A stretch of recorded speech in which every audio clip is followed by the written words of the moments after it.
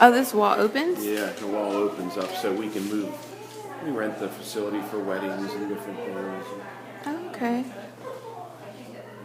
Now, when you do like the soup, do you guys do it in house or? We do everything in house. We have a bakery and we take it from the field all the way through to do a value-added product.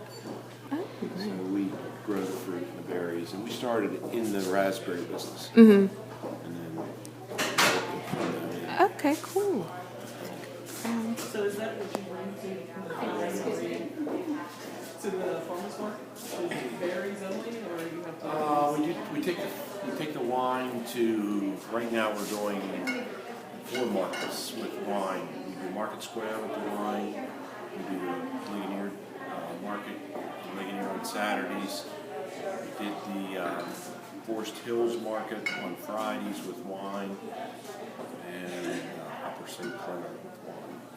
So, and the city markets haven't quite decided whether they want the wine folks to join their markets yet. So it's sort of a work in their deal that they kind of keep alcohol out of the markets. So I understand. I mean, it might change. But the state's very supportive of the local wineries and the farm markets.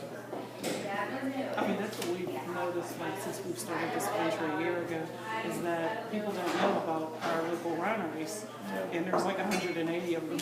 Yeah, Pennsylvania wine is doing really well.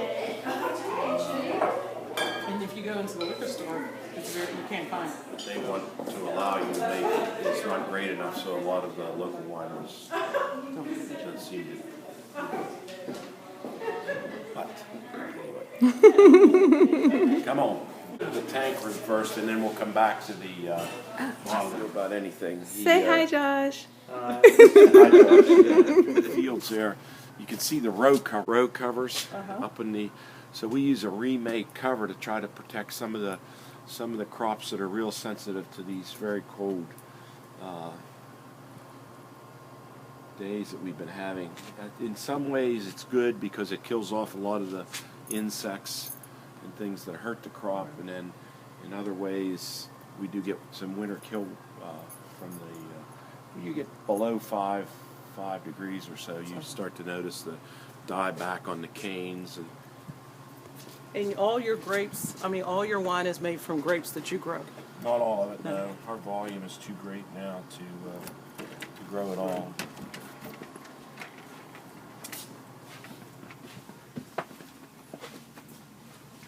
This is where a lot of the process starts. So there's some pretty big tanks. Yes. That's like the tank wine we seen at the Jersey winery. Yeah, a couple last month. Yeah, it was fat. In Jersey, and that was our very first time up close to a wine tank, which was very interesting.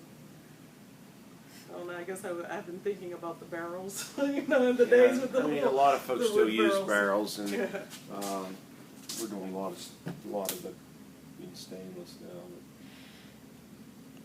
Yeah, when we were at the winery in Jersey, they had the tanks, not as many as this though, I don't think.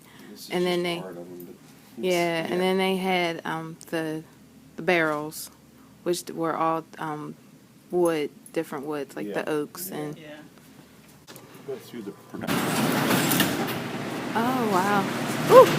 This is when we're picking in the summer. This is for refrigerated rooms. We do some cold stabilization. So when we're getting ready to bottle, some of the wines we chill before we pump it over. And everything, I'll take you to the basement where we do bottles. So everything starts in the back room, crushing and pressing, and then it goes into there, then it's filtered, then finally gets shipped over. We pump it over to the basement, and then the final bottling is done in the other building.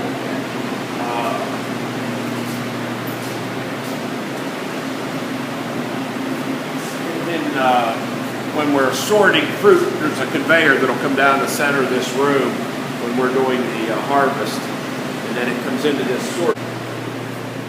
Kind of set up different now because of the time of year to start playing with it. But this belt is out in the center, and there's chairs, high chairs, and the fruit comes in, goes down this set of rollers, and then gets dumped on a belt, and it's sorted here. You know, after harvest, this gets turned into a gift box room. So for Christmas, we fill this up with these white tables. We have a whole bunch of girls in here, and we do gift boxes. So we do jams, jellies, vinaigrettes, or we do wine with gift boxes. So we do a really big, from probably latter part of October through about the 18th of December, if it gets too late to ship. So we do anywhere from one gift to some corporate ones that are hundreds. So we set up an assembly line in this part here. But it's refrigerated, so it gets dual use. So sometimes it's sorting fruit. All the fruit is either machine or hand harvested. Then it's weighed, and then it's graded on this line here. And they'll either have it for sell it fresh in half pint or pint containers, or the broken fruit gets turned into either jam, jelly, pie filling, or we market wine grapes, and it goes off the assembly line into a 5-gallon bucket. And then if we can't deal with it that day, we freeze it. Depends on that. So sometimes we can't use it all that day. This is a flat room, we call it. We're off season, so everything's different than it normally is. Here, there's usually a bunch of kids in here, and they're scrubbing these yellow flats to take them back out. We put picker containers in them, and it goes back out to the field. So the fruit starts here, comes in through this. This is a chiller tunnel.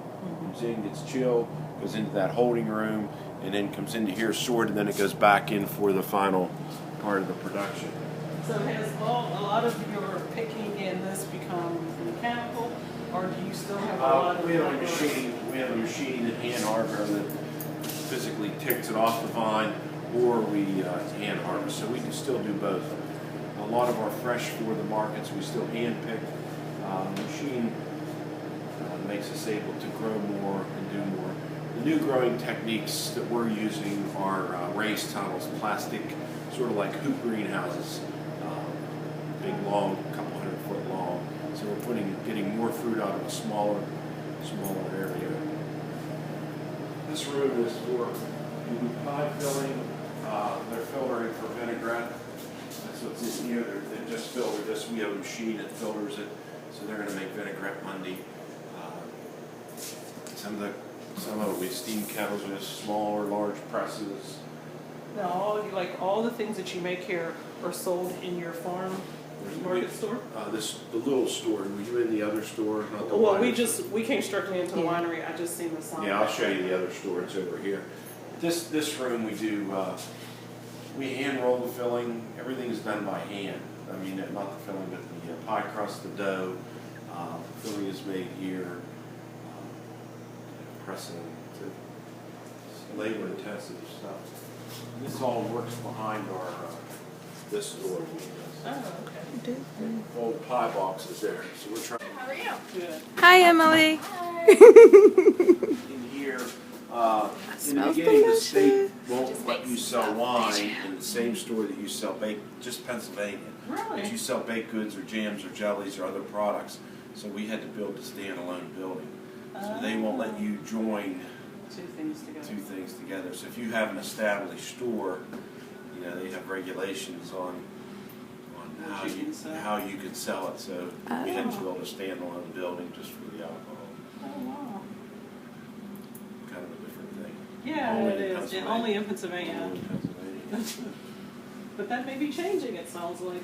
Yeah, with them wanting to go private with certain stuff. You notice even in some of the Pineapple Giant Eagles curd. now or Whole Foods, some of them have a little beer or wine, Yeah. but it's always separate. You have a separate entrance, and it's a separate Well, mark. you know what, that is so true, because they just built it on the Market District that is in East Liberty. And There's it always is a separate entrance, yeah. separate place, and it's a separate cash register. It's just the way they're.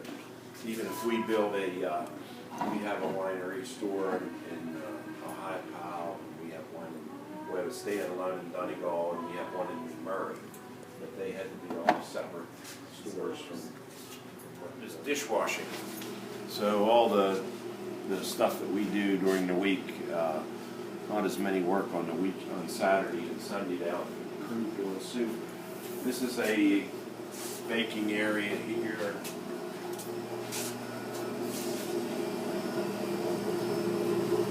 Oh, the Ovens and different things. And how long have you all been in business? We started in 1986 or so. This is my father-in-law. He does repair work. He's fixing wedding chairs for the summer. So we always have Hello. to give half a project. So he paints and glues and Keeps everything nice. keeps everything looking good for the summer. Sit around and booze. Yeah.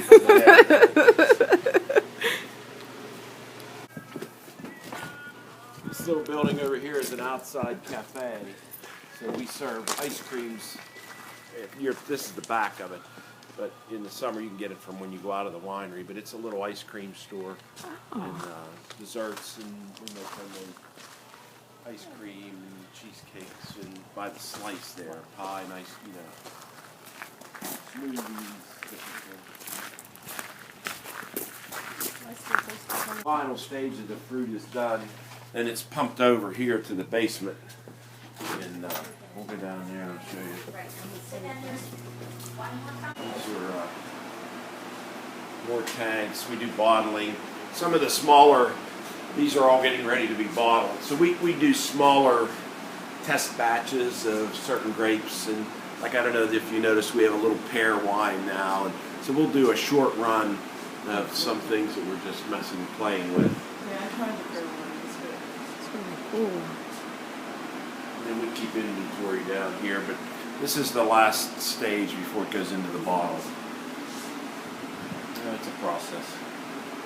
Now, approximately from harvest to bottle. Depends on the type of fruit. If it's a fruit wine, it can be done in probably 6 months. Mm-hmm. Some of the grape wines, several years, a couple years. So the heavy reds are longer. The sweet wines can be done relatively pretty quick. 6 months to a year. Oh, okay. It's not an instant thing. Nah. Things can go wrong in the process. Yeah. I'm a chemist here every day, and a winemaker and an assistant winemaker. That's pretty much what we do.